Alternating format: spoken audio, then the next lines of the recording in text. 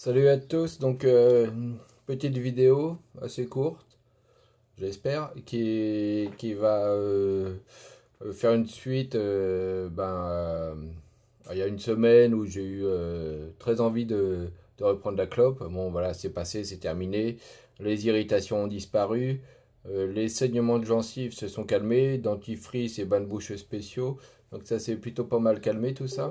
J'ai découvert des petites choses sur les cigarettes, c'est-à-dire celle-là, qui est faite pour les débutants, qui est vraiment très bien. C'est une très bonne cigarette, il n'y a pas de souci. Pour éviter les irritations, j'ai trouvé une petite technique parce quand on fume, on a l'habitude de balancer vers le palais direct. Donc les irritations sont au palais. Comme on ne peut pas régler vraiment la puissance, donc le liquide euh, part en fumée plus ou moins rapidement, donc il y a toujours des gouttelettes. Donc pour éviter d'avoir le palais qui est un peu irrité, il faut plutôt orienter la cigarette vers une joue. Donc ce qui fait que les joues c'est toujours humide, ça sèche pas vraiment.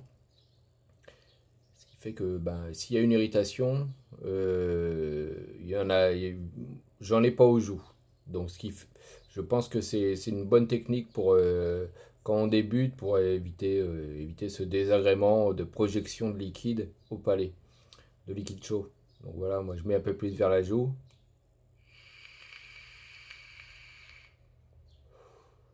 La différence n'est pas flagrante, hein. Quand on fume, il n'y a aucune différence. On a toujours la même vapeur, la même saveur, tout est pareil. Sauf qu'on ne la met pas directement au milieu de la bouche. On la met un peu plus sur le côté. Donc ça, pour les projections de liquide, c'est plutôt l'idéal. Ça marche très bien. Donc comme c'est plus vers la joue, voilà, on risque pas d'avoir ce souci. Donc l'avancée est bien. Moi, ça y est, j'ai bien repris la clope électronique. La vape se passe super. J'ai retrouvé des sensations. Donc il y aura peut-être d'autres mauvais passages, mais celui-là semble être derrière moi. Donc boire beaucoup d'eau, c'est-à-dire quasiment 1,5 litre par jour, hein. Dès qu'on vapote, on boit. Orienter la cigarette de façon à ce que s'il y a une projection, ça aille pas directement sur le palais, ce qui va vous irriter. Et ça se passe beaucoup mieux. L'irritation, ça dure pas longtemps, hein. Quand on en a une petite irritation au fond du palais, près de la gorge, ça dure 2 jours, 3 jours maxi. Donc si vous continuez à fumer avec l'irritation, orientez plutôt la cigarette vers la joue.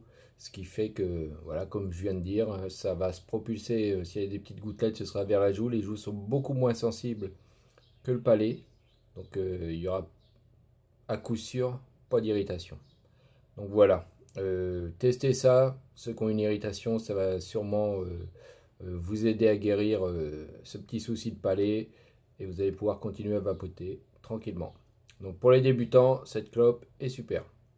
Voilà, il suffit de bien orienter pour éviter et pour s'habituer à la vape. Bien orienté, pas vers le palais, quoi. Donc voilà, c'est tout. Bonne continuation pour ceux qui commencent, hein, qui débutent. Accrochez-vous.